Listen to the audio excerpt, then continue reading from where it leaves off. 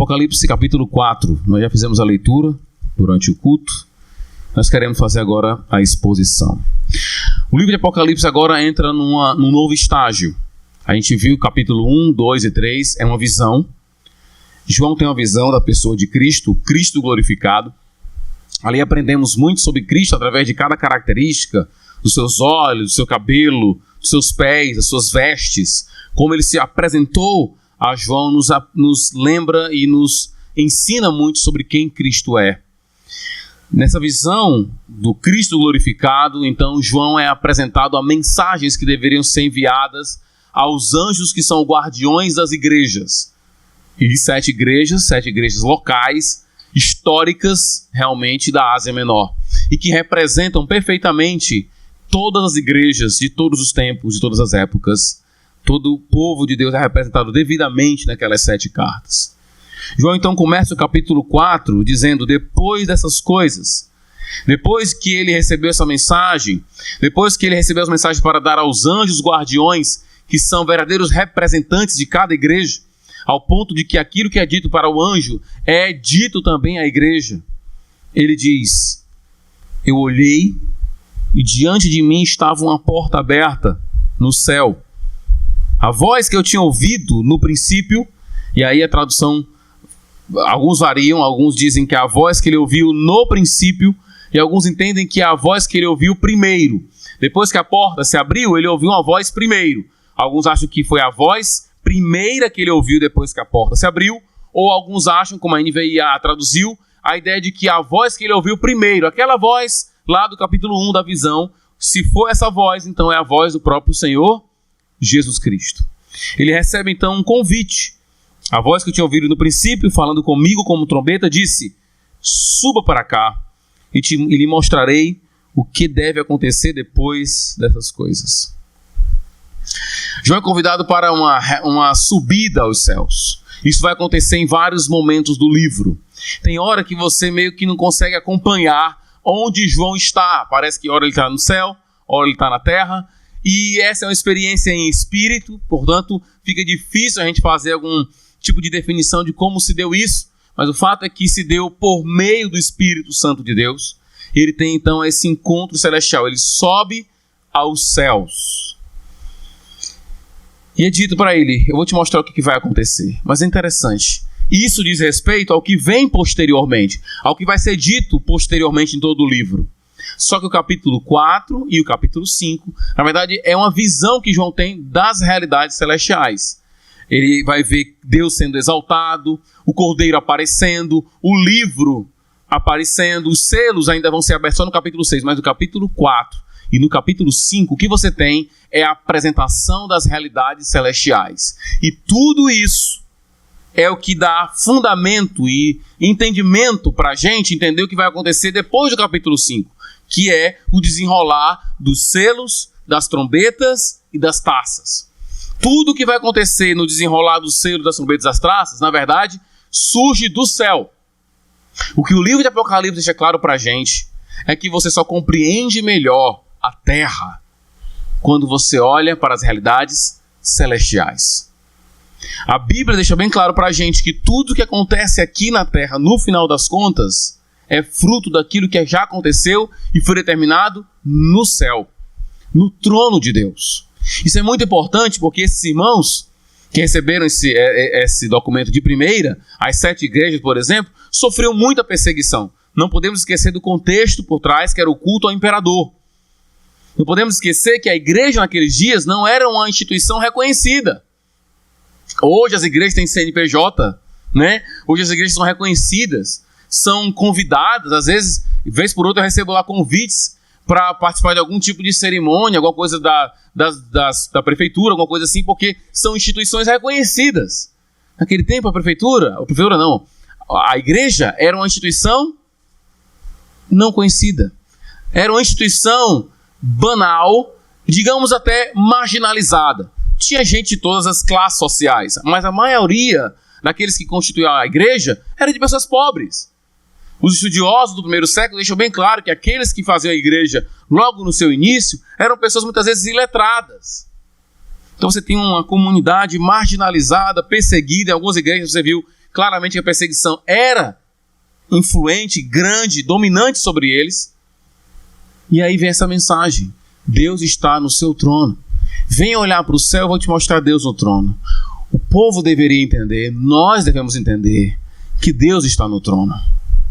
Que Ele olha para os governantes dessa terra e sorri, porque eles acham que estão no poder. Deus é quem está no trono.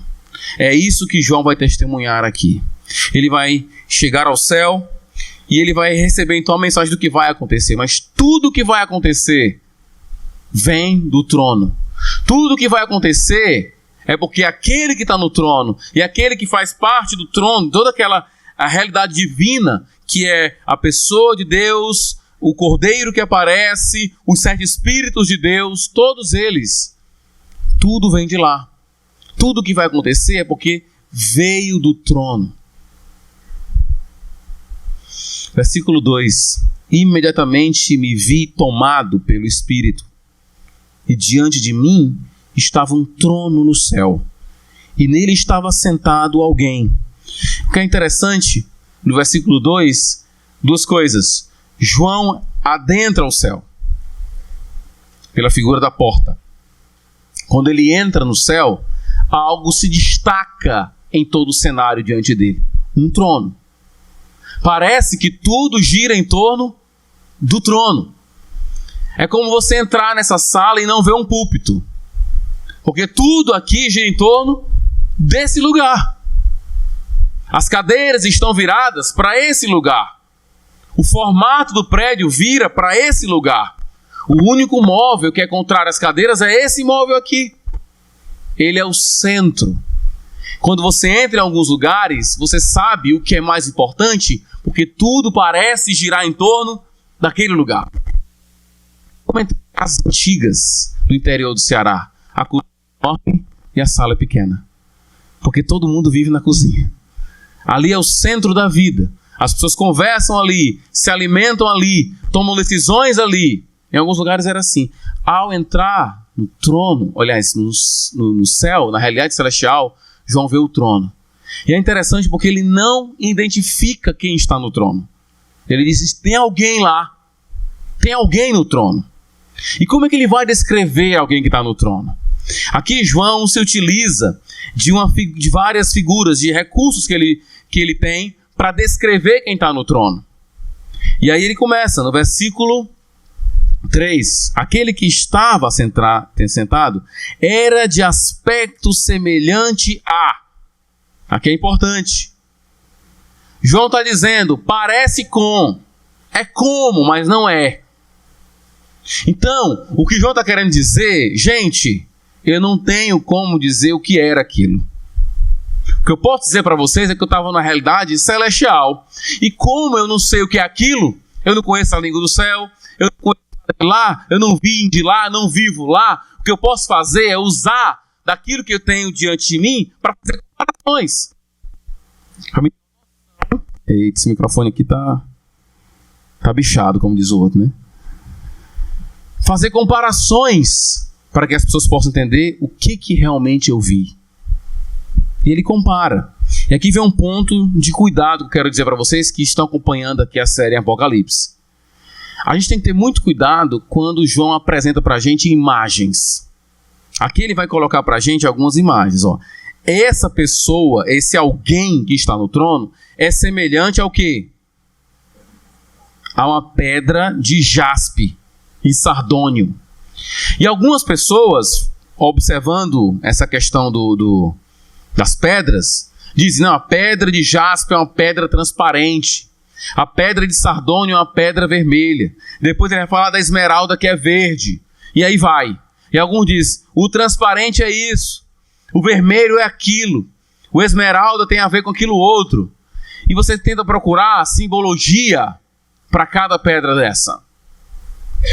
Eu digo que primeiro de tudo e antes de qualquer coisa, quando você for ler o livro de Apocalipse, faça uma leitura geral para você entender qual é a proposta do autor.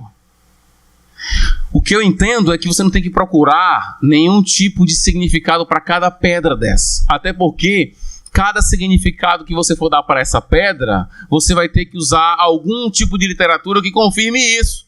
essa comparação não pode vir na sua cabeça. Ser transparente, pastor, deve ser aquilo outro. Só que a interpretação bíblica não deve estar controlada à sua mente. O sentido do texto não está na sua cabeça. Está no que o autor quis dizer. E muitas vezes nós não temos referências paralelas para a gente dizer assim, não, o sardônio é uma referência a isso. Né? A esmeralda deve ser uma referência àquilo. Não temos.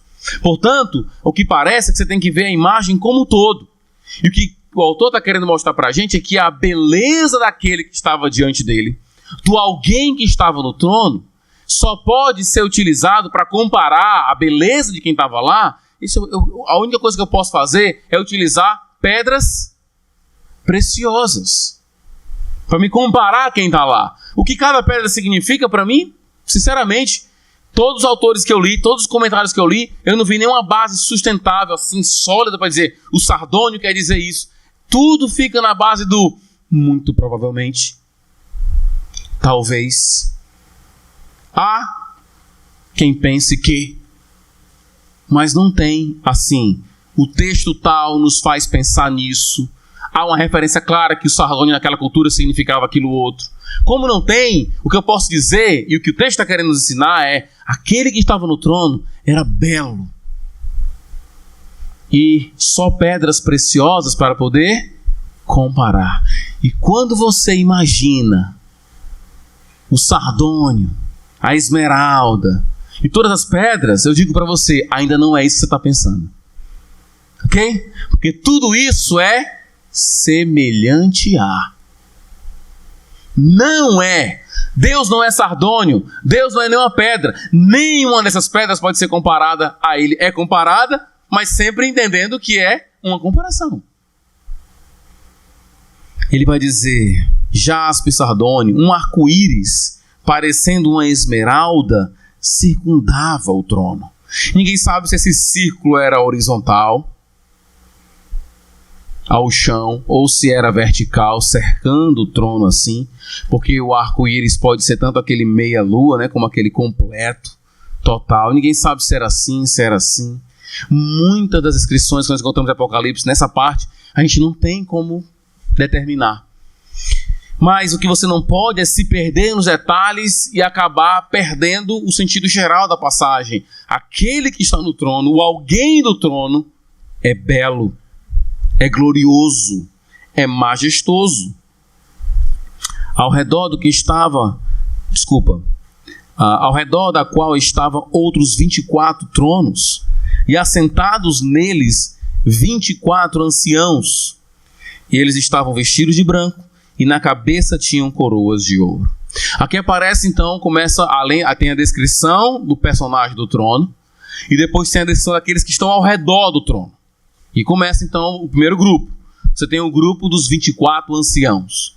Há muita discussão. Alguns dizem que é uma representação do povo de Israel com o povo que estava com o povo da igreja. Israel, porque Israel era composto por 12 tribos, e a igreja, a base delas, são os 12 apóstolos. E eles usam também o próprio livro de Apocalipse, quando vai dizer que a Nova Jerusalém tem essa formatação que envolve o nome das 12 tribos com o nome dos 12 apóstolos. É uma suposição. Alguns acham que eu fico com dificuldade quando alguém fica dizendo assim, o 24 aqui é 12 mais 12. Mas 24 também é 20 mais 4, né? 24 é 1 mais 23. 24 é 24.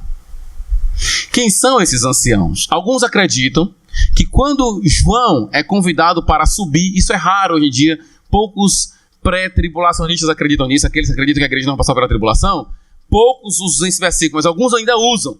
Esse versículo pode dizer o seguinte, quando João sobe, na verdade é a igreja que está subindo, antes de começar a tribulação.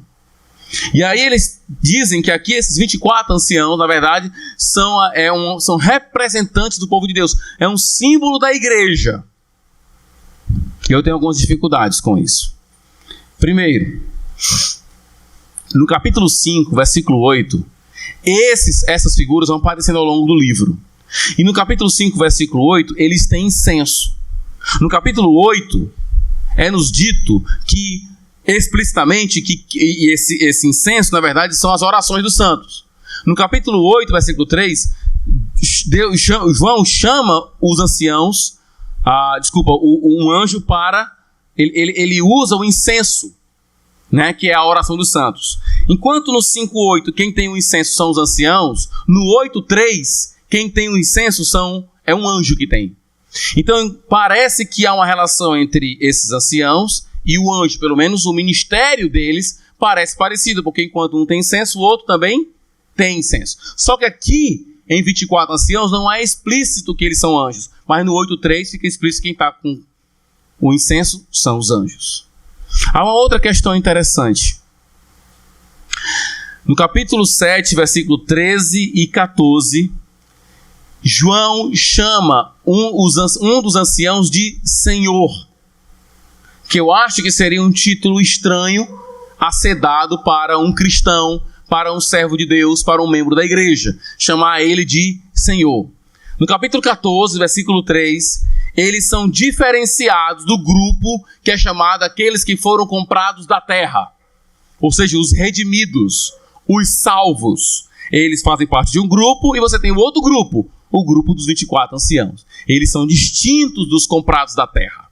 Então, pensando que eles são distintos da terra, pensando que eles têm um ministério semelhante ao dos anjos, eu creio que os 24 anciãos, na verdade, são seres angelicais, celestiais, que estão ao redor do trono de Deus.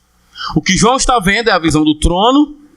Ele descreve-nos por meio de pedras preciosas e uma visão, gloriosa, a pessoa do trono, que é o próprio Deus. Ele descreve aqueles que estão ao redor do trono, os 24 anciãos, e ele vai descrever mais ainda seres que estão ao redor naquela visão celestial. E nós sabemos, pelos salmos, por literatura do Antigo Testamento, que Deus sempre é exaltado como aquele que está no céu e ele tem um exército celestial, seres celestiais que o adoram constantemente. E esses seres não necessariamente são idênticos. Existem serafins, querubins, anjos e 24 anciãos, 4 seres viventes, que vai ser colocado agora aqui. Vamos continuar lendo o texto. Ele continua dizendo: eles estavam vestidos de branco e na sua cabeça tinham coroas de ouro. Versículo 5. Do trono saíam relâmpagos, vozes e trovões. Diante dele estavam acesas 7 lâmpadas de fogo, que são os 7 Espíritos de Deus. Nós aprendemos no capítulo 1, comparamos com outras passagens onde aparece a expressão 7 Espíritos, que cremos que essa é uma referência ao Espírito Santo de Deus. Então você tem a presença do trono, os 7 Espíritos de Deus como o Espírito Santo de Deus, e à medida que você vai lendo o texto, você vai ser apresentado ao Cordeiro de Deus. Então a Trindade está presente na visão de João. Ele continua: e diante do trono havia algo parecido com um mar de vidro, claro como um cristal. E aqui, esse mar de vidro eu coloco na mesma categoria das pedras e do arco-íris. Todas essas são referências da glória, da beleza, do esplendor, da majestade, da sublimidade de quem está no trono. Esses são recursos que João utiliza para mostrar que quem está no trono é glorioso, grandioso, majestoso, sublime. No centro, e olha aí como João não às vezes facilita a nossa vida, No centro, ao redor do trono. Ninguém sabe se eles estão ao redor, literalmente assim, num círculo mais fechado, se eles estão abaixo do trono. Havia 4 seres viventes cobertos de olhos, tanto na frente como atrás. O primeiro ser parecia um leão, o segundo parecia um boi, o terceiro tinha rosto como de homem, o quarto parecia uma águia em voo. Cada um deles tinha 6 asas e era cheio de olhos, tanto ao redor como por baixo das asas. Dia e noite repetem sem cessar: Santo, Santo, Santo é o Senhor, o Deus Todo-Poderoso, que era, que é e que há de vir. Quem são esses 4 seres viventes? Quando você lê essa passagem, fica difícil. Você já leu a Bíblia toda? Você já leu pelo menos alguma vez? Ou 2 ou 3? Fica bem claro. Você lê o texto e você diz: cara, isso aqui tem cara de Isaías 6. Quando Isaías se encontra com Deus, ele tem uma visão celestial também, e ele lá tem a visão de seres celestiais. Isso também é a cara de Ezequiel 10. Não é idêntico. Há detalhes de um texto para outro que fazem pensar que são distintos, mas é difícil você ler o texto sem fazer uma referência a Ezequiel 10 e a Isaías 6. O que eu penso é que alguns ficam pensando que tipo de representação seria essa, porque cada ser desse representa um tipo de animal, não é? Um é um leão, o outro um boi, o outro um homem e o outro uma águia em voo. Alguns acreditam que eles seriam representantes da criação. A maioria, na verdade, pensa assim, né? Que eles são representantes da criação animada. Quando eu digo criação animada, eles não estão representando a pedra. Estão representando aquilo que da criação que é animado. As aves, os bois e todos os outros animais. Bem, eu não sei. O que o texto está dizendo é que o primeiro parecia um leão. E eu não entraria nesse mérito, eu não entraria no mérito de que eles representam a criação de Deus. Eu entraria no mérito de que eles parecem, assim como o do trono é semelhante a. E novamente nós estamos lidando com comparações. O autor não está querendo nos remeter a uma questão de significado do que é um leão, do que é um boi, mas de alguma forma eles são semelhantes a, em glória, em poder. Esses animais que foram escolhidos são animais assim, né? O homem, o leão, o boi, a águia, todos são animais de glória grandiosa, não é? São animais reconhecidos pela cultura, pelo menos da época. Um leão é reconhecido assim, um boi também pelo seu poder, né? E a águia não precisa nem fazer defesa desses animais. Então o que eu acho é que esse grupo é um grupo de seres celestiais que rodeiam o trono de Deus. Aí você tem um grupo de 4 seres, um grupo de 24 seres viventes. Cada ser desses são seres celestiais ou até angelicais, cada um com suas características e glórias diferentes, e todos eles com glória diferente, sendo seres diferentes, uns vestidos de branco, outros com coroa, mas todos eles são seres gloriosos, por sua coroa, por sua roupa branca, por sua semelhança a animais que recebem glória entre os homens. Esses seres, sejam lá que seres são esses, no mínimo são seres celestiais, esses seres são gloriosos. Esses mesmos seres, o que eles fazem no céu? Eles louvam a Deus. Versículo 8. Dia e noite repetem sem cessar: Santo, Santo, Santo. É o mesmo discurso que nós encontramos quando Isaías tem a visão celestial. Santo, Santo, Santo. Alguns acreditam que são 3 vezes, porque é uma referência ao Pai, ao Filho, ao Espírito. Mas eu não penso que é uma referência a cada pessoa, mas o ser de Deus é 3 vezes santo, essa é a ideia, né? Ele é santíssimo. Quando você não tem o recurso, ou o recurso linguístico que você tem é esse, então a forma de você dizer que alguém é muito santo, você diz isso 3 vezes. Essa é a ideia. É o Senhor, o Deus Todo-Poderoso, que era, que é e há de vir. A gente já aprendeu isso aqui, né? Essa definição, que já viu no capítulo 1. Deus aqui é exaltado por sua eternidade. Eles exaltam o Senhor. E aqui, eu não estou querendo fazer nenhum tipo de defesa a uma vida medíocre. E nem dizendo que o texto é medíocre. Muito pelo contrário. Mas, às vezes, eu vejo alguns dizendo assim, a música cristã, ela tem que instruir. E é verdade, Colossenses 3 diz isso. Mas, às vezes, as pessoas esquecem como é o louvor. E, às vezes, alguns louvores são muito repetitivos. Esse caso que a gente cantou agora, né? Esqueci agora. Não é Tu és Santo, não. É aquele que a gente fica repetindo aí. Não sei agora. Primeira, Arthur. Primeira foi a segunda. Me derramar. Dizer que tinha. Me derramar. Me derramar. Me derramar. Né? Se você contar quantas vezes você falou me derramar, você vai contar umas 10 vezes aí, 500 vezes, sei lá quantas vezes foi. E algumas pessoas criticam, às vezes, a repetição das letras. A questão é que no céu, você tem uma música de 3 linhas aqui, que é repetida constantemente. Né? Então não estou dizendo que todo mundo tem que fazer assim. Mas às vezes a crítica é feita a músicas pequenas e repetitivas. Se fosse para ser feita mesmo, seriam feitas a essa música aqui. Vocês estão cantando uma música de 3 linhas. Né? Santo, Santo, Santo. É o Santo Todo-Poderoso. Que era, que é, de advir. Só isso. E a resposta que alguns podem dar: não, mas é porque aqui não visa a instrução. Não visa o ensino como é na igreja. É uma resposta boa. Mas não explica todas as coisas. Versículo 9.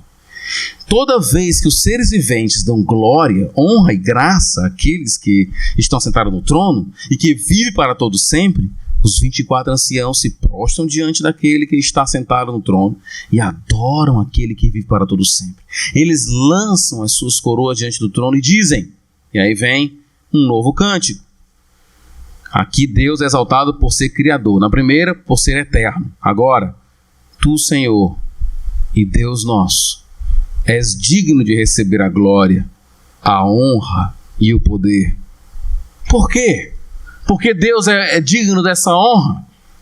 Porque o Senhor criaste todas as coisas. E por tua vontade elas existem e foram criadas.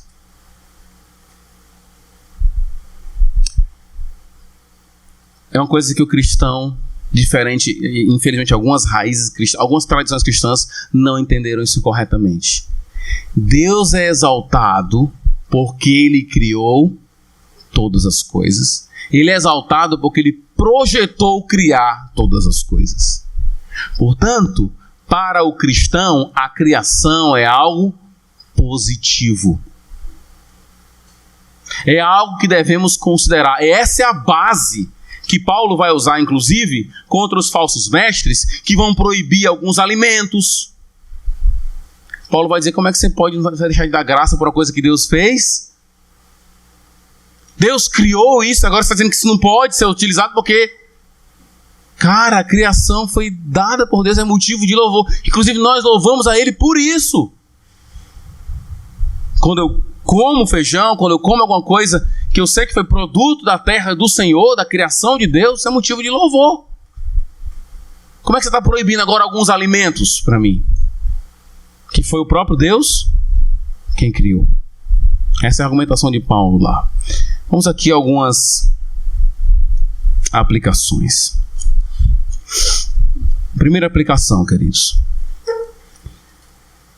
Diante da majestade, da santidade de Deus, a única reação esperada quando você entende um pouco ou vislumbra quem Deus é, a única reação esperada é a adoração. E quando eu falo adoração, por favor, não reduzam a adoração a esse encontro aqui. Adoração como uma postura de vida, onde você entende que tudo vem do Senhor e você está sempre com o coração cheio de gratidão a Ele. Não há outra reação quando você conhece e sabe quem Deus é, que não seja a adoração. Quando nós falamos para você, querido, converta-se, volte-se para Jesus, nós estamos dizendo para você: torne-se um adorador. Adore a Deus. Já que você disse que Ele é tão bom, já que você disse que conhece esse Deus, por que você não o adora? Eu não adoro. Baseado em quê? Quem foi que disse que Deus aceita a sua adoração? A Bíblia diz que Deus, entre nós e Deus, só há um mediador para intermediar essa adoração, que é Cristo. E você tem que confiar no que Ele fez.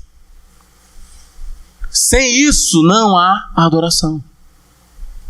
A única reação esperada diante da majestade, da sublimidade de quem Deus é adorar. A nossa ignorância da majestade, aí é outra parte da história, da aplicação. Da santidade de Deus explica muitas coisas. Explica por que você troca Deus por qualquer outra coisa. É porque você não conhece. A ignorância quanto ao fato de quem Deus é, as características do Senhor, os atributos do Senhor, a sublimidade dele, como apresentado aqui no trono, só mostra o seguinte: quando você o rejeita, é porque isso mostra quão ignorante você é de quem Deus é.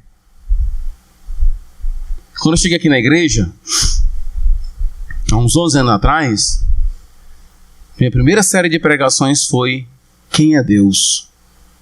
Em cada domingo era: Deus é amor, Deus é justiça, Deus é Pai, Deus é Filho, Deus é Espírito, Deus é misericórdia, Deus é graça. E o meu objetivo era o seguinte: você adora muitas vezes e diz que adora um ser que você nem sequer conhece, meu amigo. Você fala de Deus, a sua boca está cheia de Deus, mas você não sabe, não conhece ao Senhor. E isso é a explicação, essa é a explicação de muitas escolhas que você faz.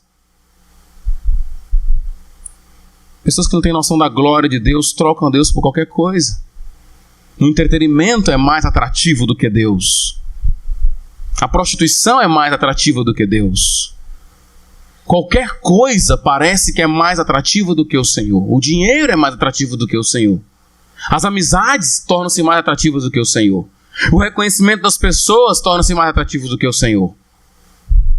Tudo parece que é melhor do que o Senhor. E aí tem alguns evangelistas aí, assim, né, pé duros, que ficam dizendo: dê uma chance para Jesus. Já viu essa frase? Dê uma chance para Jesus. Você nunca vai ouvir isso aqui, tá? Porque Jesus não precisa dizer nenhuma chance sua. Ele está no trono. Okay? Ele é glorioso. Ele já é adorado por seres superiores a cada um de nós. Então não tem essa história de dar chance nenhuma para Jesus. Não tem essa história de colocar Jesus na situação de, né, como se fosse um dependente das pessoas. Só quem ignora quem Deus é que fala uma asneira dessa. Só quem ignora a sublimidade de Deus coloca Deus na condição de pedir uma chance a alguém. Aquele que muda os corações, que ilumina as mentes, aquele que dá nova vida às pessoas, que transforma o coração das pessoas, não pode ser alguém que você diz: eu vou dar uma chance para ele. Como assim? Quem é você para dar chance a Jesus? Todas as nossos vacilos com respeito às coisas do Senhor se dão porque naquele momento, naquele estágio em que estamos ignorando a quem servimos. Aquele que está no trono é semelhante a joias raras, joias preciosas, tão belo quanto o mar de cristal. Ele é cercado e vestido por um arco-íris de esmeralda, que eu não sei como é isso, porque não é isso. Isso é só aquilo que nós podemos dizer do que João viu. Muitos homens estiveram no céu, irmãos. Paulo esteve no terceiro céu. Isaías viu lá. Paulo não pôde contar, mas João pôde contar para a gente pelo menos ter um vislumbre por meio de comparações de quem Deus é. Talvez se tivéssemos a mesma visão de João, diríamos: é verdade, João, parece mesmo com topázio. Rapaz, não é que parece um arco-íris de esmeralda mesmo? E parece um mar de vidro. Mas João, parece, a descrição foi boa, mas não tem como estar aqui. Porque o que João está querendo dizer é: eu estou mostrando só para dar o gosto a você. Eu não estou dizendo que é, eu estou dizendo que parece, para que você tenha um vislumbre do que é o céu. E quão glorioso é aquele que nós adoramos. Portanto, eu acho que a explicação de alguns vacilos nossos, se não todos eles, são porque quando nós não consideramos quem é o Deus que nós servimos. Glorioso. Segunda aplicação: se você não adorar a Deus, Ele não deixará de ser adorado um instante. Diz aqui que esses seres que estão no céu, dia e noite, repetem sem cessar: Santo, Santo, Santo. E nós diríamos ainda mais. Eu gosto muito da expressão de um teólogo americano que diz assim: toda realidade celestial, se liga e vê se você consegue discernir o que eu estou querendo dizer.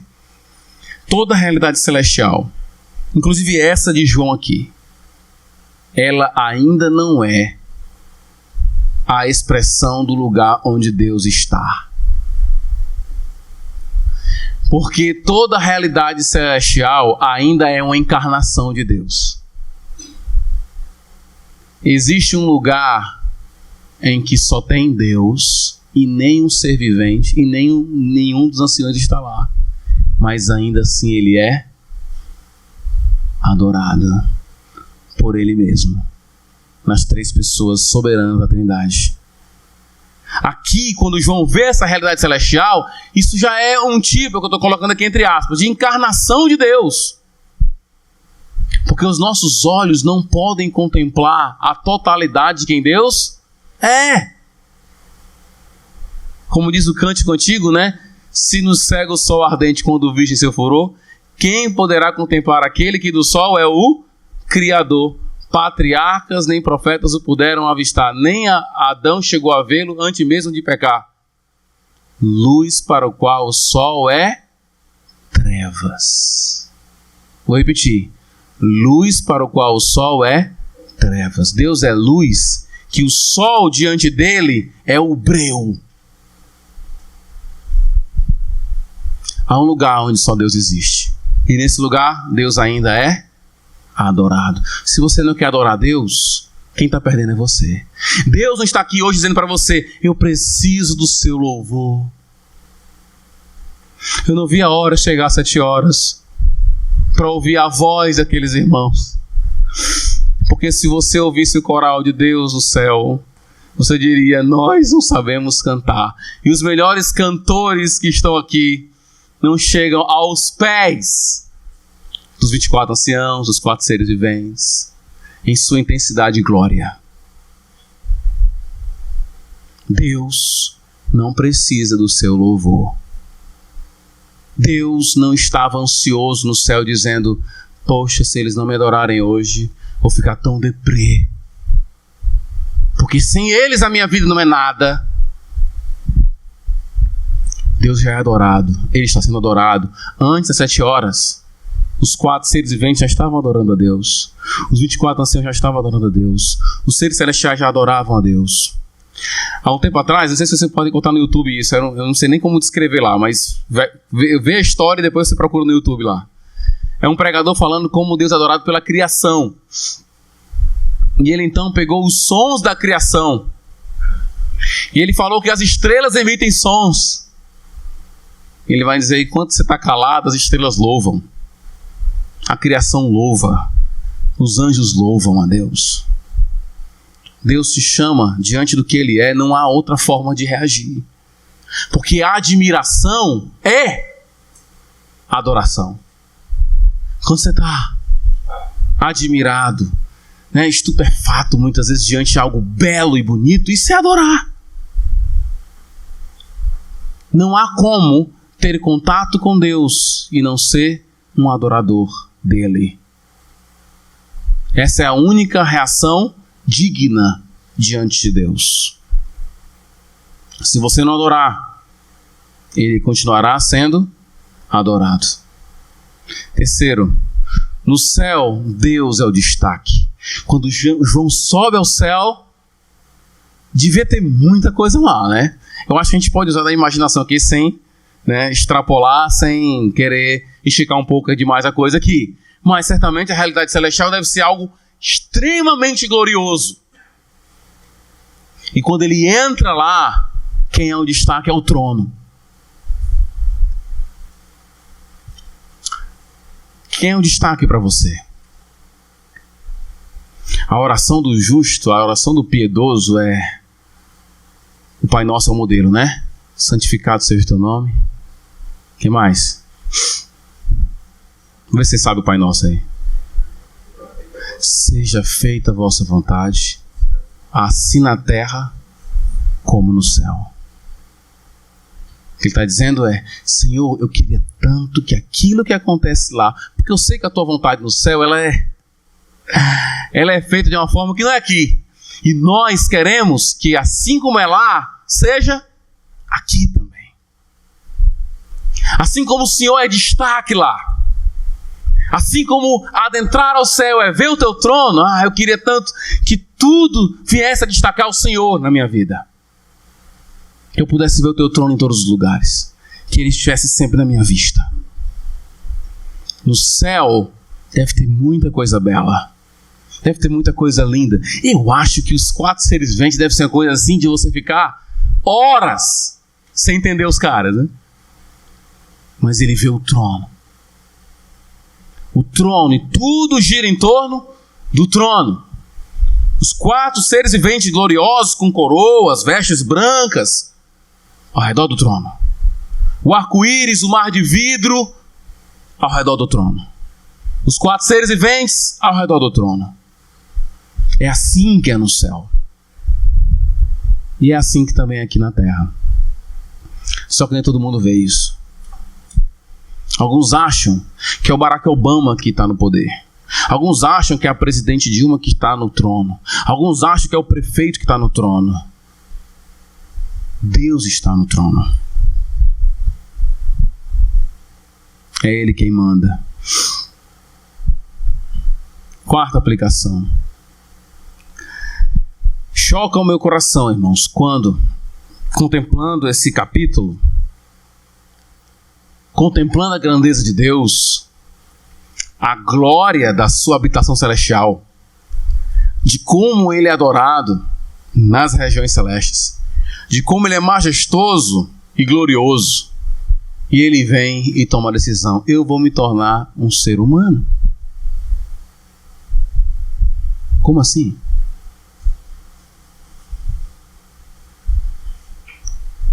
Deus se tornar homem. O Deus glorioso, adorado incessantemente, é aquele que disse: eu vou para a terra e quando eu for nascer lá, eu não vou nascer na UTI de primeira. Não vai ter cobertura de câmeras nenhuma. Nenhuma emissora vai fazer cobertura. Na verdade, quando eu chegar lá, eu vou ser bem rejeitado. Eu vou nascer entre animais. Na pior das instalações possíveis para que a criança pudesse nascer. Isso deve encher o nosso coração de surpresa. O Deus glorioso se fez carne. 5ª aplicação, bem curtinha, mas bem profunda. Deus está no trono. Ele sempre teve. Ele sempre estará. E tudo vai ser do jeito que Ele quer. Deixa eu dizer uma coisa para você. Não importa. Isso pode ser duro para você. Não importa. O que Deus quer vai ser. Porque é Ele que manda. É Ele em quem comanda. Ele tem o poder da vida e da morte. É Ele quem diz: eu quero essa pessoa. É Ele quem tira a vida, porque a vida é dele. É Ele quem está no trono. Mas por que há tanto sofrimento, pastor? Por que tanta pessoa sofre? Porque Ele quer. Porque Ele tem projetos que você não tem ideia do que é. Porque se você começasse a contemplar o plano de redenção dele, você jamais questionaria, jamais diria: por que tem tanto sofrimento no mundo? Você diria: porque Deus cuida de nós. Era isso que você diria. Porque à medida que você conhece a Deus, como o salmista no Salmo 8, você fica surpreso. Quando o salmista diz: Senhor, porque o Senhor nos visita, porque o Senhor nos deu honra e glória. Sendo o Senhor quem é. Quando você conhece a Deus, você não questiona a sua soberania. A Bíblia diz no Salmo 115 que Ele está no seu trono fazendo tudo o que Ele quer. O nosso Deus não é frustrado. Não é um Deus que tenta. É um Deus que faz. É um Deus que realiza. Diante desse Deus, só resta adorar. Viver em adoração. Dizer que Deus está no trono quer dizer também: você não está no trono. Quer dizer, você não é o centro. E todas as vezes que você tenta se colocar, você está errado, porque você está indo de contra a sua própria natureza. Você não foi feito para sentar no trono. Você se perde no trono. Ele fica folgado em você, entendeu? Ele não foi feito para você. Você não está no comando da sua vida. Você pode morrer hoje. Eu posso morrer hoje. Sabe por quê? Porque eu não estou no comando. Eu não sei como é que está a minha situação física agora. Faz tempo que eu não fiz o meu check-up. Eu não sei quando o meu cérebro, se eu vou ter agora, durante a pregação, um tipo de derrame cerebral ou um ataque cardíaco. Eu não sei. Porque eu não estou no trono. E mesmo que eu soubesse, eu não estaria no trono ainda, porque se eu estivesse no trono, eu diria, eu não quero ter isso. Nós não estamos no trono. A Bíblia diz, um dia, todo joelho vai dobrar diante desse trono. Uns já dobram agora. E aqueles que dobram agora vão dobrar de alegria. Os outros vão ser obrigados a dobrar, porque não vai ter como fazer outra coisa diante do trono. Só que não vão dobrar de alegria, de tristeza por não ter reconhecido aquele que está no trono enquanto estava em vida. Reconheça quem está no trono. Seguir a Jesus, diz a Bíblia, é negar a si mesmo. Por que negar a si mesmo? Porque nós geralmente estamos no trono. É sair do trono e dizer, reconheço que eu estava no lugar errado. Ou me iludia que eu estava no trono. Deus está no trono, não nós. Sexta aplicação.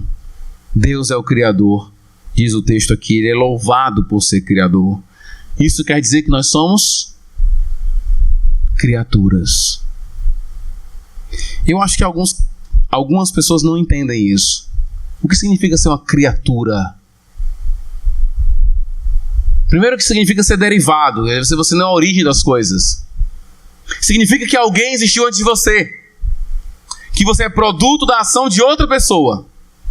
Isso quer dizer que, para você entender quem você é, você precisa ouvir o seu Criador.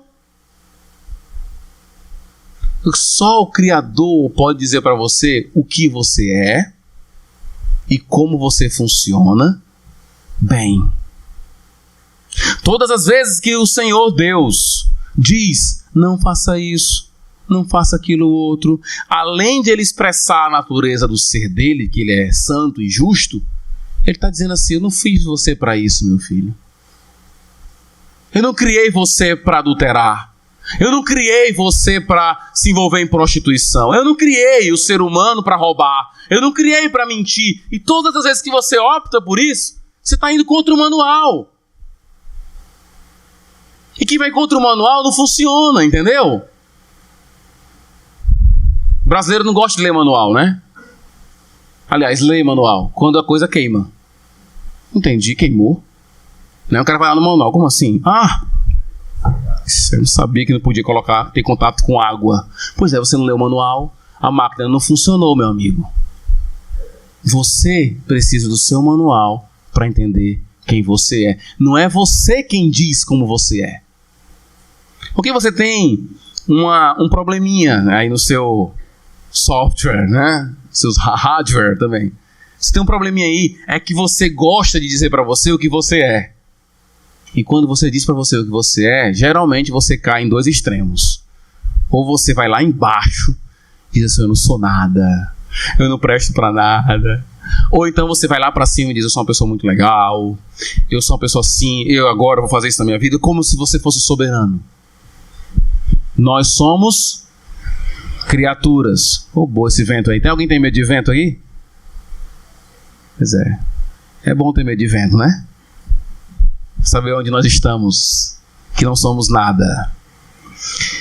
Eu peguei aqui uma citação de Emil Brunner sobre criatura que é interessante compartilhar com vocês. Ele diz assim, se liga na leitura aqui, são algumas linhas. Há um abismo intransponível entre o Criador e a criatura, em que um está sempre oposto ao outro em uma relação que jamais poderá ser alterada. Não existe senso maior de distância do que o que há entre as palavras Criador e criatura. E essa é a primeira coisa que pode ser dita sobre o ser humano. E é fundamental. Ele é criatura. Se existe algo que mostra bem claro que você está muito longe de Deus, no sentido de valor, de sublimidade, glória, é que você é produto dele. Você é criatura. Como diz o profeta, você é só o barro na mão do oleiro. Ah, pastor, mas isso é muito complicado. Não é não. É porque você nasceu e cresceu com a ilusão de que você está no comando das coisas. Não está. 7ª aplicação, daqui a pouco eu termino, são 8.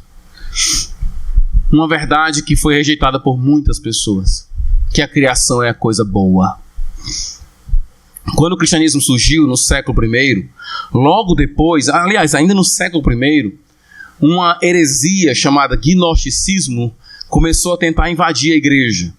E muitas pessoas entraram nesse sistema de pensamento, nesse movimento que foi chamado de gnosticismo. Uma da verdade básica do gnosticismo, que era uma coisa muito louca, era de que a matéria é algo ruim.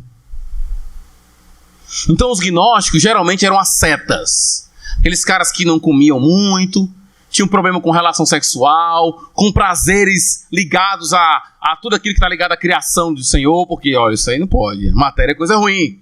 Para eles, os gnósticos, salvação era se livrar do corpo.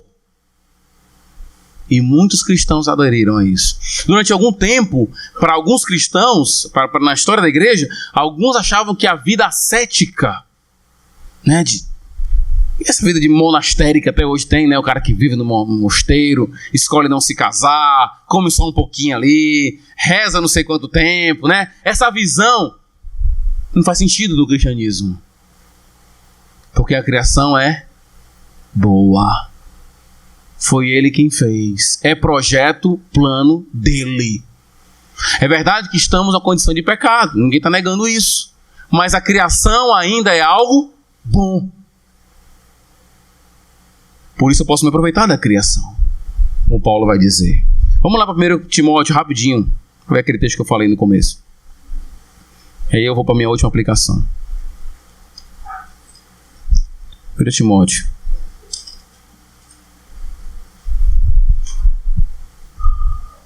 Primeira Timóteo 4. Foi mal, desculpa aí. 1 Timóteo capítulo 4. Versículo 1 diz assim: o Espírito diz claramente que nos últimos tempos alguns abandonarão a fé e seguirão espíritos enganadores e doutrinas de demônios. Doutrinas de demônios. Tais ensinamentos vêm de homens hipócritas e mentirosos, que têm a consciência cauterizada e proíbem o quê? O casamento e o consumo de alimentos que Deus criou para serem recebidos com ação de graça pelos que creem e conhecem a verdade. Deus criou para serem recebidos com ação de graça. Pois tudo que Deus criou é o quê? E nada deve ser rejeitado se for recebido com ação de graça. A criação é boa. Foi projeto de Deus. Aproveite do que Deus tem feito. Aproveite do que o Senhor fez. Para terminar, diante do trono, todos estarão.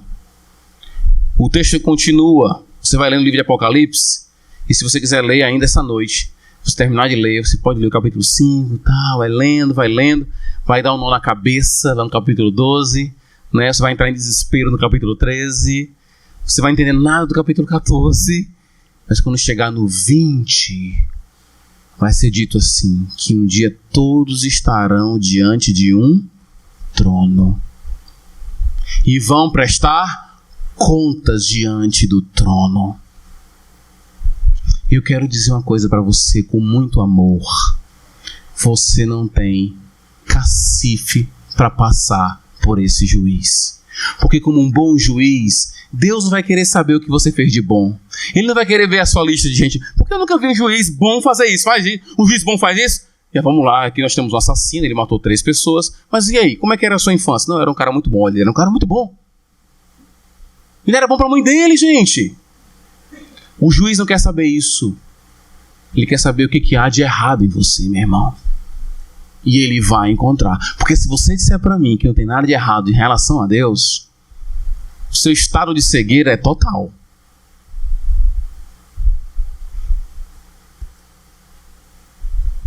Diante do trono de Deus, Deus vai procurar seus erros.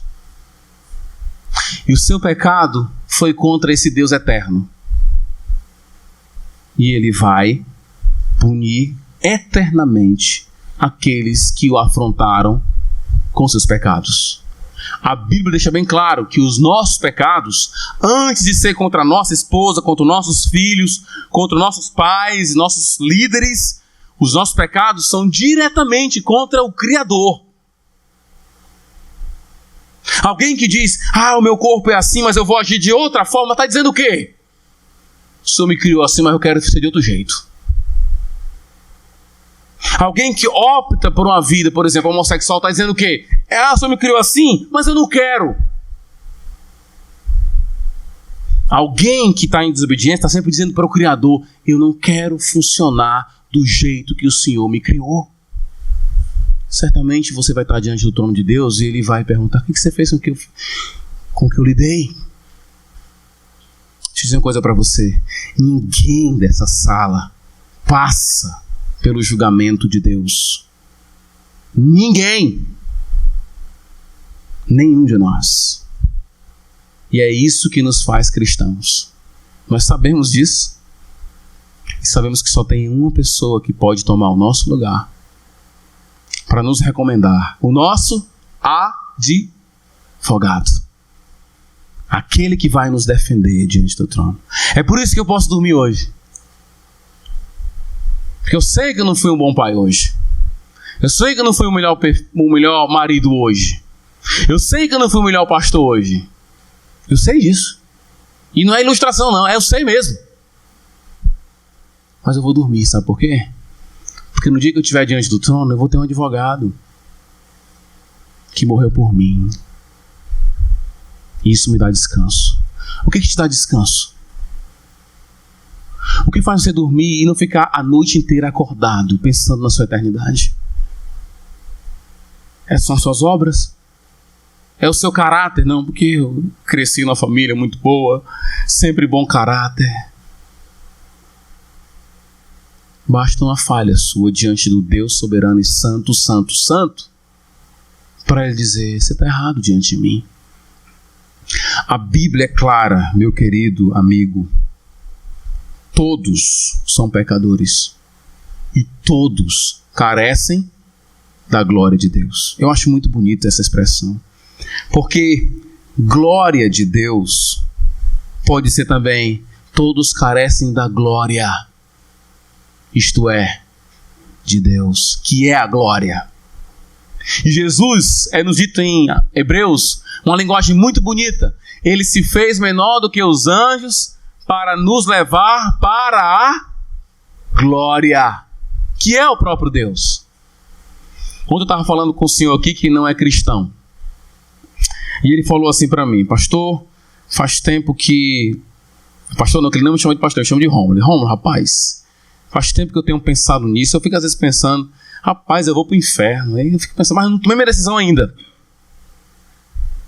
Eu disse para ele assim, não pense nisso não. Não pense que aceitar a Jesus e deixar de ir para o inferno. Isso é uma parte da história, é uma parte que não é a parte mais interessante da história. A parte mais interessante da história é você entender que você vai para Deus. Não é que você não vai para. Porque às vezes tem gente que é cristão, é como se pegasse um ônibus para qualquer lugar. A casa está pegando fogo, o cara vai para onde? Não interessa, eu quero sair daqui. Para nós não. Mas nós interessa. Não é que nós não queremos ir para o inferno, é que nós queremos ir para a glória. Para Deus. Só que Ele é justo, meu irmão. Não tem como Ele dispensar você diante do julgamento dele. Porque Ele é justo. Entregue-se a Jesus, que é o único caminho que pode te garantir estada eterna com o glorioso, com Deus.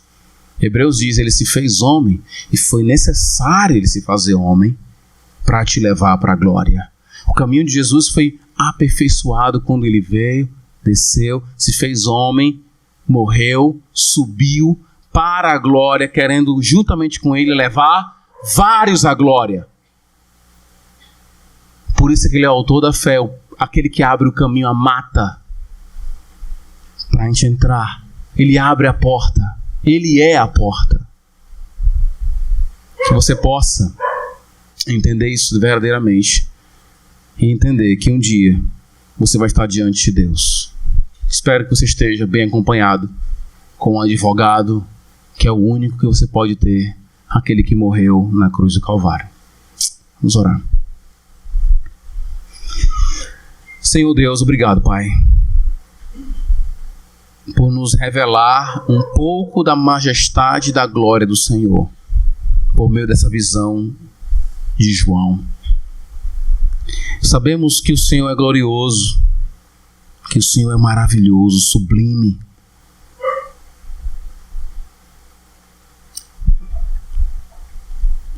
Ajuda-nos a compreender tudo isso. Faz de cada um aqui pessoas que venham a te adorar, reconhecer o teu ser, a tua sublimidade. Ajuda-nos, ó Pai. Oramos pedindo por aqueles que ainda não se renderam a Jesus. É em nome dele que nós choramos. Amém.